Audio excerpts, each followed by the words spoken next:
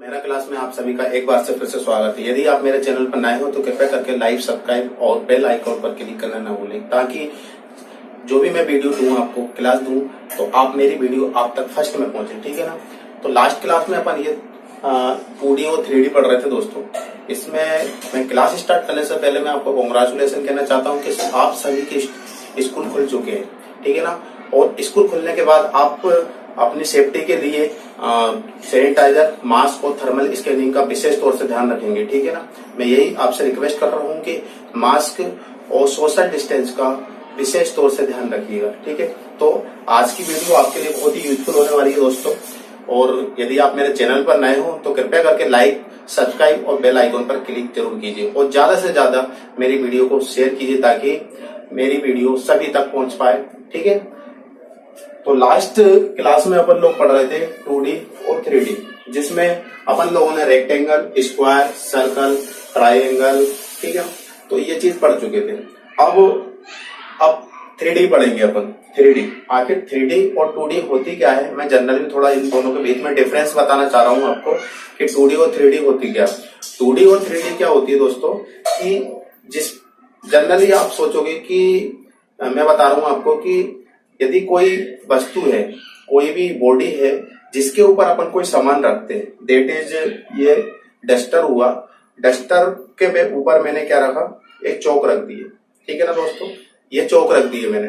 ठीक है ना। मैंने डस्टर के ऊपर रखी है, क्या डस्टर के ऊपर मैंने चौक रखी है, ना कि डस्टर के अंदर। ठीक है ना। ये 2D हो गई। जिसके ऊपर अपन सामान रखते हैं उसको अपन क्या बोलते हैं, 2D। दूसरे तरीके से जिसकी 2 डायमेंशन होती है, लेंथ विड्थ या हाइट विड्थ, वो 2D होती है, 2 डायमेंशन। ठीक है ना दोस्तों। इसके बाद यदि अपन 3D में जाते हैं तो 3D में क्या होती है, जिसकी 3 डायमेंशन होती है, लेंथ, विड्थ और हाइट, उसको अपन 3D बोलते हैं। ठीक है ना। अब दूसरे तरीके से, दूसरे एग्जांपल में क्या बोलूंगा, ये मेरे पास चौक का एक बॉक्स है, मैंने चौक रख दी, इसके ऊपर नहीं रखी, इसके अंदर रखी मैंने। किसके अंदर रखी है, बॉक्स के अंदर रखी। जिस कोई भी वस्तु हुई, कोई मटेरियल हुई, कोई बॉडी हुई, जिसके अंदर अपन रखते हैं, वो वस्तु क्या कहलाती है, 3D शेप में होती है, वो 3D होती है। तो ये क्या है, ये बॉक्स है, तो ये बॉक्स किस शेप में, 3D। ठीक है ना। शायद समझ चुके होंगे, इससे ज्यादा आपको अंदर जाने की जरूरत नहीं। ये बहुत बेसिक तरीके से बता रहा हूं मैं, इसके अलावा और कुछ भी नहीं है। अब 2D में भी शेप होती थी, ट्राइंगल, सर्कल, रेक्टेंगल और स्क्वायर। उसी प्रकार से 3D में भी होती है। 3D में जैसे कि कौन, अभी बॉक्स बताया मैंने आपको, वो क्यूबॉइड हो जाएगा या क्यूब हो जाएगा, या फिर इसका सिलेंडर हो जाएगा, हेमिस्फीयर हो जाएगा, स्फीयर हो जाएगा। ठीक है ना। तो ये सब 3D होती है। 2D में अपन एरिया फाइंड करते थे, पैरामीटर फाइंड करते थे, लेकिन 3D में अपन क्या करते हैं, वॉल्यूम फाइंड करते हैं। यहाँ एक डिफरेंस यहाँ भी देखने को मिल जाता है अपन को कि 3D में क्या करते हैं, तो 3D में वॉल्यूम फाइंड करते हैं और 2D में अपन एरिया फाइंड करते हैं। ठीक है ना। एक डिफरेंस ये निकल गया है। इसके बाद यूनिट में भी डिफरेंस होता है। जो वॉल्यूम होता है, वॉल्यूम की यूनिट क्यूब में आती है हमेशा, metre cube, centimetre cube, kilometre cube. लेकिन 2D में क्या होता है, metre square, centimetre square, kilometre square. ठीक है। तो यहाँ भी आपको, अपन लोगों को क्या होगा, डिफरेंस देखने को मिल गया है 2D और 3D में। अब अपन इसको फॉर्मूला के तौर से भी समझेंगे। ये क्लास मेरी ज्यादा करती है NCERT और MP board, chapter number 13 10th class. ठीक है ना, उस पर आधारित रहेगी। यदि 10th क्लास का कोई स्टूडेंट है और NCERT के जो भी स्टूडेंट रहेंगे, उनके लिए बहुत ही यूजफुल होने वाली है दोस्तों ये वीडियो। तो मैं चाहता हूं कि इस वीडियो को ज्यादा से ज्यादा शेयर करना, ताकि ज्यादा से ज्यादा लोगों तक ये पहुंच पाए। ठीक है ना। तो चैप्टर नंबर 13 10th क्लास का NCERT में और MP बोर्ड में, तो उसमें है मेजरमेंट या सरफेस एरिया एंड वॉल्यूम। ठीक है ना। चैप्टर का नाम है सरफेस एरिया एंड वॉल्यूम। वो मेजरमेंट का ये पार्ट होता है। तो दोस्तों इसमें अपन सबसे पहले एक टॉपिक उठाने चाह रहे हैं 3D में, सिलेंडर।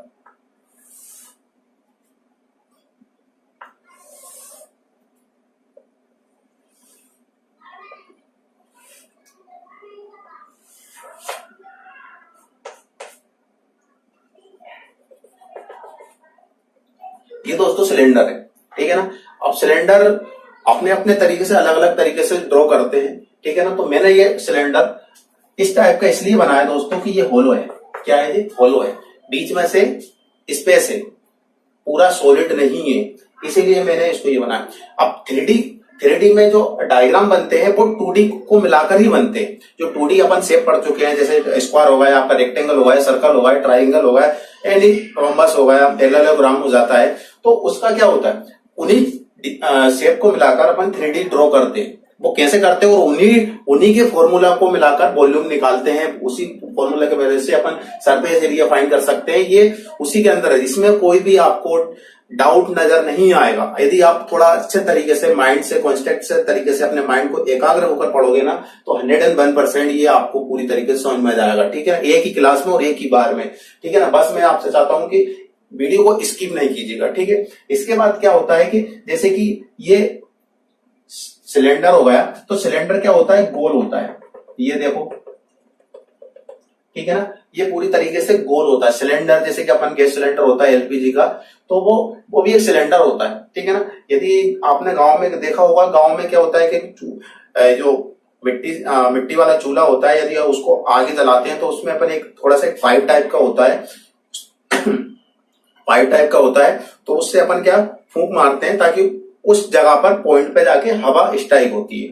तो उस जगह पे हवा स्ट्राइक करेगी अपने मुंह से जो निकलती है, तो वो आग वहां पे आग पे पड़ेगी वो स्ट्राइक हवा, और इसके बाद वो जलने लगेगा। यदि अपन दूर से फूके बिना उस पाइप के द्वारा, तो क्या अपनी एयर जो होती है फैल जाती है, ठीक है ना।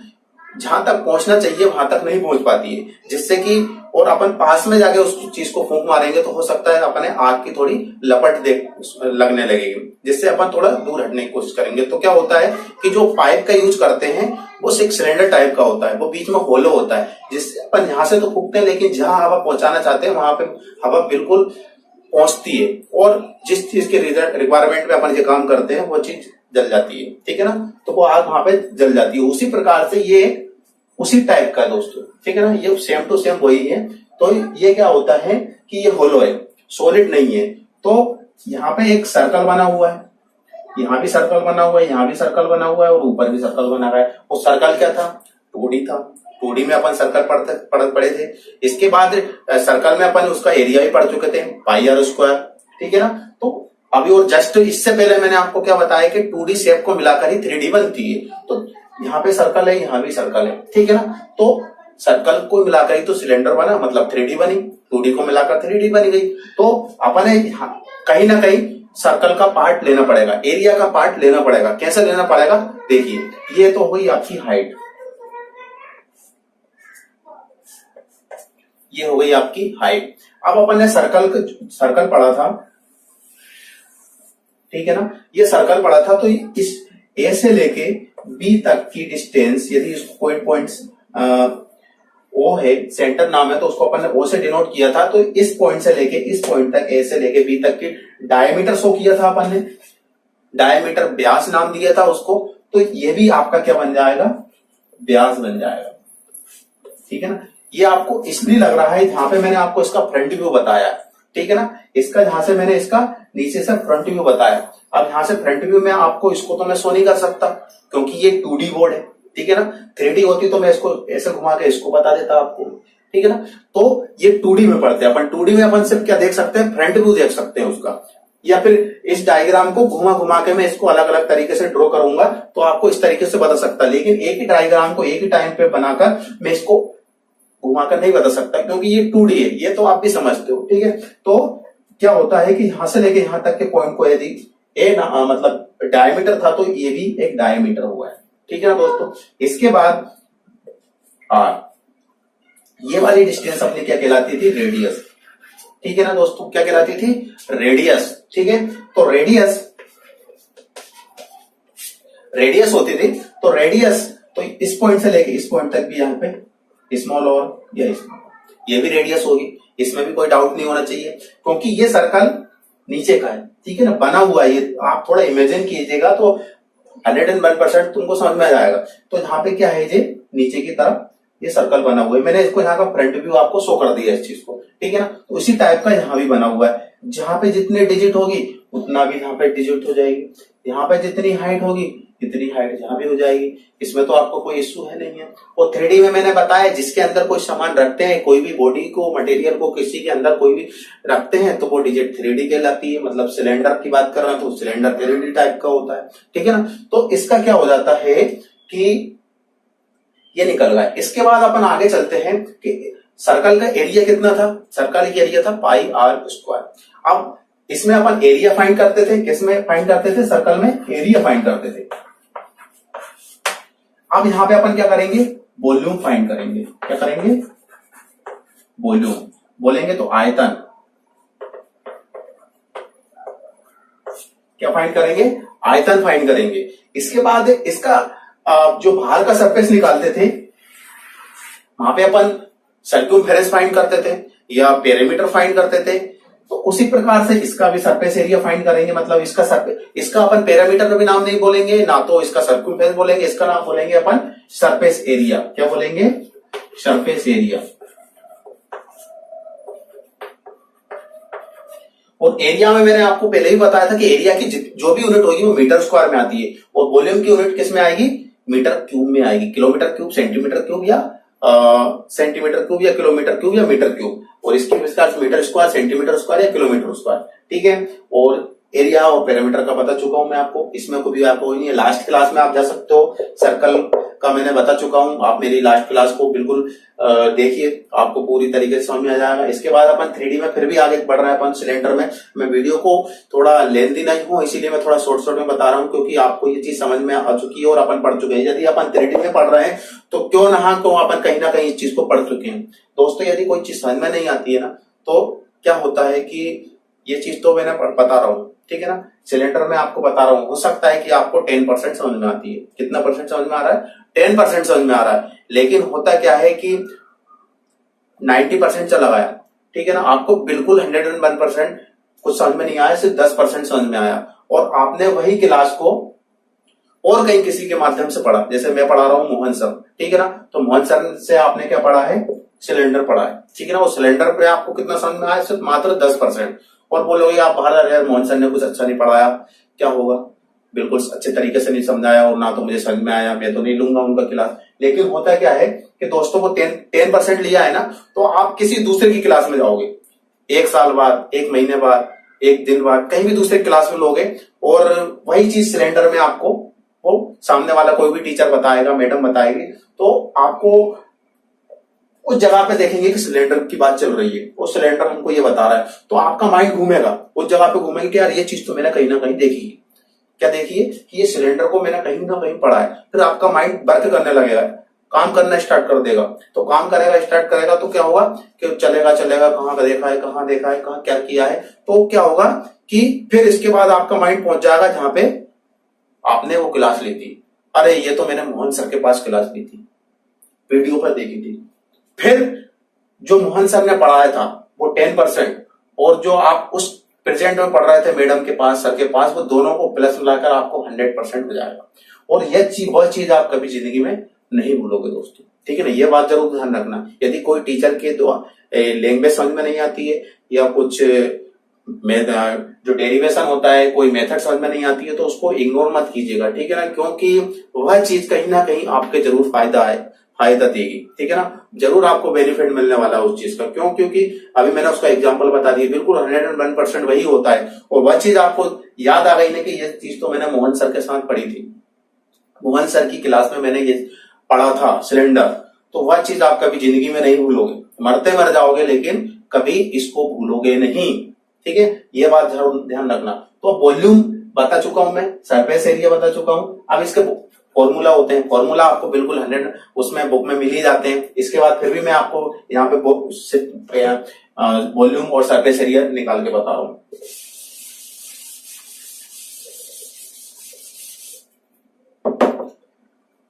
दोस्तों R इज होता है d/2, ये मैं आपको बता चुका हूं। सर्कल में आप लास्ट क्लास में देख सकते हो, ठीक है, कोई दिक्कत नहीं है। इसके बाद इसका वॉल्यूम होता है,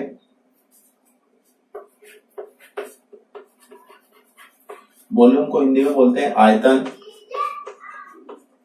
क्या बोलते हैं, आयतन, ठीक है ना। अब पाई आर स्क्वायर एच, इसका फॉर्मूला होता है, क्या होता है, पाई आर स्क्वायर एच। मैं आपको फिर डायरेक्ट बता रहा हूं, इसके बाद मैं इसको बताऊंगा कि वो कैसे आया, ठीक है ना। पाई आर स्क्वायर एच, मैंने क्या बताया था आपको कि 2D शेप को मिलाकर एक 3D शेप बनती है। सर्कल को मिलाकर यहाँ पे एक सिलेंडर बन गया, सिलेंडर बोले तो बेलन बन गया, ठीक है ना। सिलेंडर को हिंदी में बोलते हैं बेलन, ठीक है ना। तो पाई आर स्क्वायर, तो सर्कल का जो था, जो मैंने आपको नीचे ड्रॉ करके बताया था अभी कुछ देर पहले, तो सर्कल का एरिया क्या निकाला था अपन लोगों ने, सर्कल का एरिया निकाला था पाई आर स्क्वायर, ये निकाल लिया पाई आर स्क्वायर। ये तो सर्कल का एरिया होगा, किसका एरिया होगा, सर्कल का। अब इसके बाद इसमें क्या बढ़ गया, 3D में हाइट बढ़ गई, तो क्या होगा, ये हाइट, तो हाइट का मल्टीप्लाई कर देंगे अपन सर्कल के एरिया में, तो अपना क्या निकल जाएगा, वॉल्यूम निकल जाएगा। इसमें कोई भी दिक्कत नहीं है, ठीक है ना। और यहाँ पर पाई की वैल्यू आपकी कितनी थी, पाई की वैल्यू 22/7 या फिर 3.14 अकॉर्डिंग टू क्वेश्चन, ठीक है ना। तो यहाँ पे पाई आर स्क्वायर एच आपकी वॉल्यूम निकल गया, आयतन निकल गया, किसका निकल गया है, सिलेंडर का निकल गया, बेलन का निकल गया, ठीक है ना।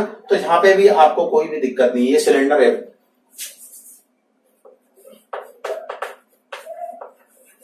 ठीक है ना।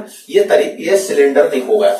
इसके बाद इसका वॉल्यूम निकाल लिया, किस तरीके से निकाला आप बिल्कुल समझ चुके हो। यदि आप कुछ समझ में नहीं आती तो बिल्कुल पीछे बैक कर सकते हो, वीडियो को आप देख सकते हो, और ज्यादा से ज्यादा शेयर करिए, क्योंकि मैं आपको बहुत अच्छी तरीके से बता रहा हूँ, हर तरीके से बता रहा हूँ। ये वीडियो आपको बहुत पसंद आएगी और ज्यादा से ज्यादा शेयर करेंगे। और यदि आप मेरे चैनल पर नए भी हो तो कृपया करके लाइक जरूर कीजिएगा, सब्सक्राइब कीजिएगा और मेरी वीडियो को बेल आइकॉन पर जरूर क्लिक कीजिए, ठीक है। इसके बाद वॉल्यूम निकल चुका है। इसके बाद मैंने क्या बोला है, सरफेस एरिया, जो बाहर का सरफेस एरिया अपन 2D में क्या निकालते थे, पैरामीटर निकालते थे। पैरामीटर किस चीज का निकालते थे, 2D में निकालते थे, रेक्टेंगल का निकालते थे, स्क्वायर का निकालते थे और ट्राइंगल का निकालते थे और सर्कल का निकालते थे। सर्कल का भी पैरामीटर निकालते थे, लेकिन उसका उस जगह पे नाम और कुछ था। क्या नाम था, सर्कमफेरेंस था। इसमें कोई दिक्कत नहीं है, ठीक है ना, सर्कमफेरेंस ही होता है। इसके बाद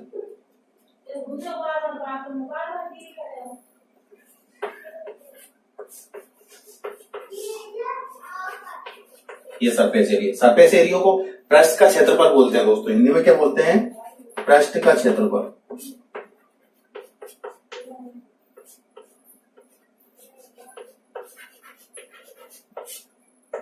पृष्ठ का क्षेत्रफल, पृष्ठ का क्षेत्रफल मतलब जो सिलेंडर के बाहर का जो है ना, कितना सरफेस है। सपोज दैट करो अभी अपन उसमें पेंट करना है, ठीक है ना, पेंट करना, तो उस पर कितना पेंट लग जाएगा,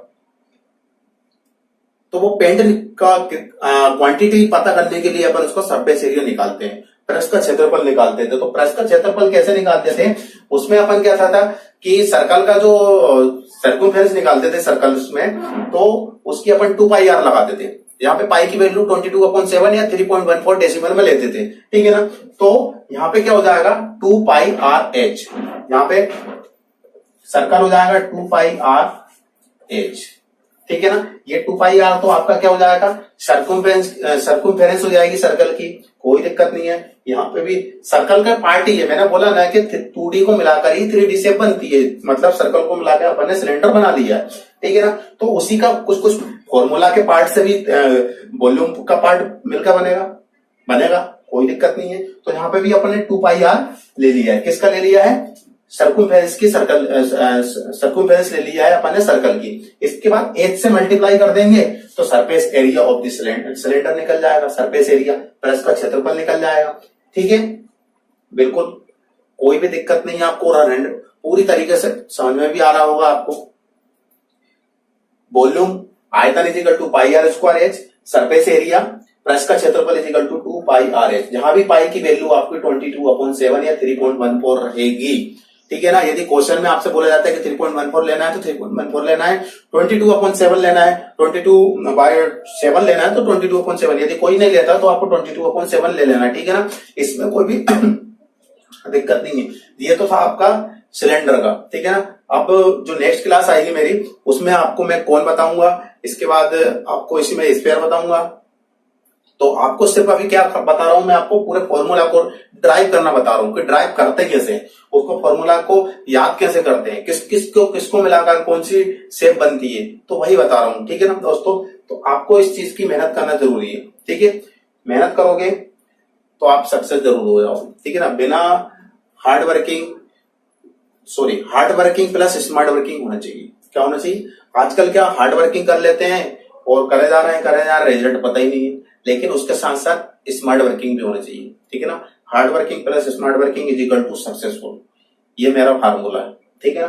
तो ये आप अच्छी तरीके से नोट कीजिएगा। मैं नेक्स्ट क्लास में कौन या फिर जो भी आपकी 3D शेप होगी मैं उसके बारे में जरूर करूंगा। तो यहाँ पे एक और चीज होती है इस चीज की, लेटेंट सरफेस एरिया, ठीक है ना। लेटेंट सरफेस एरिया मतलब इसका भी, इसका भी, इसका भी, इसका भी, चारों तरफ से एक लेटेंट सरफेस एरिया भी होता है। लेटेंट सरफेस एरिया भी मैं बता देता हूं दोस्तों। Surface area is equal to 2 pi r plus h होता है, ठीक है ना। जब ये क्वेश्चन आएगा ना, इसको मत समझिए, सिर्फ आपको 2 क्वेश्चन समझ लेना है, बस 2 फॉर्मूला अच्छी तरीके से समझ लेना। इसके बाद जो क्वेश्चन लेटेंट सरफेस एरिया है ना, जब इसके क्वेश्चन आएंगे ना, तो क्वेश्चन में आप इसको 101% समझाऊंगा मैं। क्यों? क्योंकि यहाँ पे मैं आपको पूरी कोशिश करूंगा समझाने की, लेकिन आप समझ नहीं पाओगे, ठीक है ना। इसलिए नहीं बता रहा हूं मैं, आपको वही चीज बताऊंगा जो आपको समझ में आएगा, ठीक है ना। वो जो जहां पे आपको समझ में आएगा वहां पर वो चीज मैं बताऊंगा। हर कहीं पर बिना मतलब की कोई चीज मैं नहीं बताऊंगा, जहां तक कि आप मुझे लगे कि आपको मेरी वीडियो बहुत समझ में नहीं आ रही है, क्लास समझ में नहीं आ रही, तो मैं क्यों बताऊंगा, ठीक है ना। तो ना तो आपका इसमें फायदा है ना तो मेरा फायदा है, ठीक है ना। मैं ज्यादा से ज्यादा चाहता हूं कि मेरी वीडियो आपको बहुत जरूरी पसंद आएगी और इसको ज्यादा से ज्यादा शेयर करना दोस्तों। तो फिर से मैं एक बार से मेरा क्लास में आप सभी का फिर से स्वागत करना चाहता हूँ, ठीक है। और यदि आप मेरे चैनल पर नए हो तो कृपया करके लाइक, सब्सक्राइब और बेल आइकन पर क्लिक कीजिए, ठीक है। Thank you so much.